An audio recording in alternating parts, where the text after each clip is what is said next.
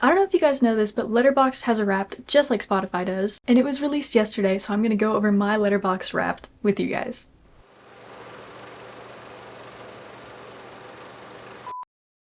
I'm gonna go over the email I got first and then go more in depth into the stats on my actual account. Okay, right off the bat, I watched 137 movies, which is just insane. But I don't think I know how to do the math on this. Hang on.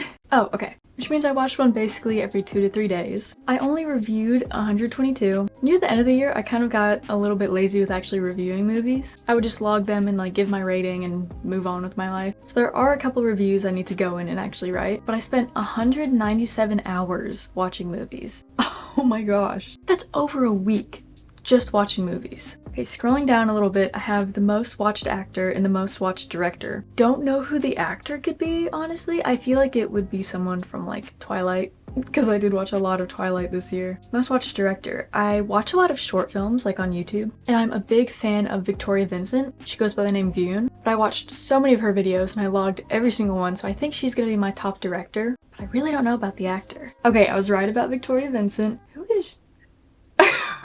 is that? Oh! I also log all of the Adventure Time shorts I watch, and I went on this huge binge of a bunch of them. He voices Jake the dog. Okay, highly rated 2024 films. I did accidentally get a bit of a sneak peek, and Baby Reindeer is on there. I binged all of Baby Reindeer in like one day and was just forever changed. It's so incredible. I would love to make a video on it at some point. I'm sure I will because I do want to rewatch it this year. But I 100% recommend going on your own and watching it. I think Dee Dee might also be on here. I watched it pretty recently. It's a super good coming of age movie set in the early 2000s, and it's so funny, and the lighting in it, oh my gosh, it's beautiful, and I feel like it's so realistic. But I don't know what the other one is, so we're gonna find out. Okay, alright, I knew Baby Reindeer was on there. Dee Dee's on there too. The Wild Robot. I'll be honest, I forgot I watched that movie. It was incredible. There's a reason I rated it 4.5 stars. It was so good. The animation was beautiful, but especially in the first like 5 to 10 minutes. Ugh. Most watched week of 2024. I could not tell you when this is, but I bet you it's the week where I watched all of the Adventure Time things. 18 films.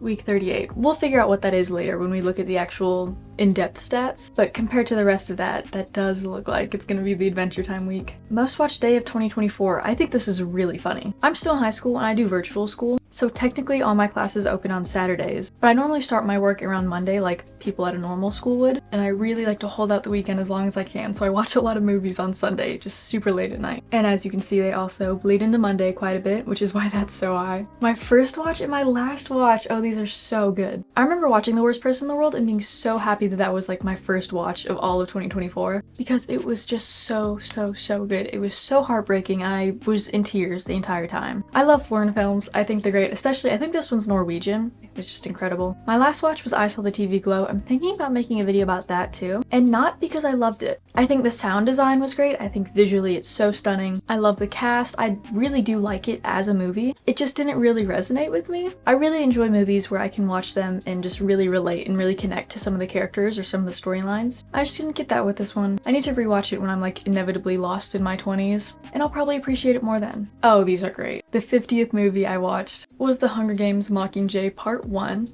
Such a good movie. And the 100th movie this year was Spider-Man 2, which I actually have on DVD. Oh jeez. Time for my personalized stats. Okay, these are all my top watches that came from 2024. I'm a big fan of movies from like the 2010s, but I go back and I either rewatch those or I watch them for the first time. And I'm really bad at watching new movies. Deadpool and Wolverine, that was so good. I did end up watching that pretty late, but I'm glad I got to it this year. A Complete Unknown, I actually saw this at an early screening, so I was way earlier than I would normally watch it. Decades of Confusion, this is so good. It's literally a commercial, but it's really funny. Okay, let's see what this week was. 18 films. What did I tell you? I watched Love at First Sight. It was cute, it was whatever. And then The Wand all the way to All's Well That Rats Swell are all Adventure Time shorts. Fluffy's Third Eye, I think that was also by Vune. Bang Bang and Mismatched, I talked about those in some video. I don't remember which one. Portrait of a Lady on Fire. Oh my goodness, that one was so good. And then Bosses, which is a Rachel Sennett short. I also got really into those. My most watched, okay. I watched The Greatest Showman twice. That's true. I remember One of the times, actually. I was gonna say remember both. I do remember both of the times I watched Moana this year, because both times I was working, and that always happens whenever I'm watching Moana. I'm always like editing something or I'm doing schoolwork and I like don't even actually watch it, but I hear all of it, so I log it anyways. Tangled. I always watch Tangled whenever I'm like really upset because it just calms me down, reminds me of childhood, it's great. I watched the movie theater camp and afterwards I watched the short. That's what this is. It's not the actual movie, it's just the short that they put out. And then I put some clips of the short into one of my videos, so I had to rewatch it, which is why I logged it twice. Hunger Games, watched it once on my own, once with my sister. If you know anything about me, you know I love Baby Driver. Oh my gosh, it's such a good movie. I love anything Edgar Wright makes, but especially Baby Driver. It is my favorite movie of all time. And I made 2 videos about it, so I watched it a couple times. I don't think I logged it every single time I watched it, but it's on there more than once. And then May, December. I remember watching this twice because I watched it the first time and I was like, wow, this is really boring. And I gave it like 24 hours and I rewatched it the next day and it tore me to pieces. Let me see if I can actually see the reviews on this. Okay, first one. Charles Melton played this role in a way I don't think anyone else ever could. The whole thing made me feel gross though, which I guess was the point. Fair. Then the next day. It went up 1 star. After 24 hours to process and another rewatch, I've completely changed my mind about this movie. It's such a tragic and honestly horrifying story hidden under a slow-moving and mundane movie. So heartbreaking and so genius. Definitely felt longer than 2 hours though. I don't remember writing that part. My most watched genres were drama, comedy, and animation. That makes sense. I watched a lot of movies from the USA. That also makes sense. Most were in English. I watched 4 in French and 2 in Spanish. My highest rated language is French. My highest rated country is France, followed by the UK and Australia. And highest rated genres were action, history, and crime. What were the crime movies I watched? Yeah, no, that all makes sense. These are all really good movies. 68 Kill is so bad. I don't typically have really high expectations for slashers, but this one just sucks. And I love it. My most watched themes were moving relationship stories, kids animated fun and adventure, and crude humor and satire, followed by kids and animation and powerful stories of heartbreak and suffering. Those top 5, honestly all of these are so funny. Then my nano genres, action, epic, emotion, animation, jokes, cute, animation, songs, child. I babysit a lot. I work with kids. There's bound to be a lot of animation. Emotional life of renowned artists. I love that. That's great. And you know what? Yeah, what about it? You're not gonna judge me. What is under that tag though? Black Swan, May, December, Saltburn, Portrait of a Lady on Fire. That makes sense. Black Swan though. I guess that falls under desire. Then emotional and captivating fantasy storytelling. Oh, that sounds incredible. Wait, I love all those movies.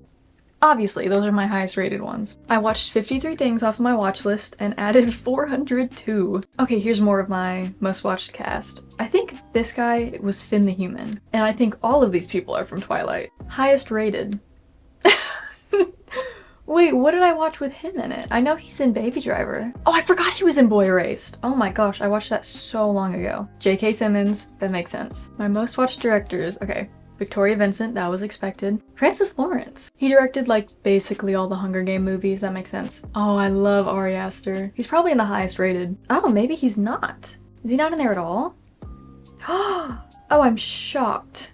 Like actually. I like how many women there are on here. Maybe it's just because I'm a woman in film and I like never really see female directors. It makes me very happy. My most liked review was from Decades of Confusion. Basically, the whole commercial is about them trying to pronounce the company name. And I said that's me trying to pronounce Leve. Highest average, lowest average. I made a whole video on that and I think it's posted on this channel. The most obscure was a YouTube video that was like 6 hours about the entire history of Greek mythology. Well, I think that was pretty cool. I honestly think I get more excited for this than I do Spotify Wrapped, which is really saying something because I love my Spotify Wrapped. Thank you so much for watching this video. I would love to know some stats from your Letterboxd Wrapped. And I hope you guys had a good year. I have more Wrapped related videos coming out just about movies I watched last year. And I hope you're excited to see them. I will see you guys next time. Bye bye.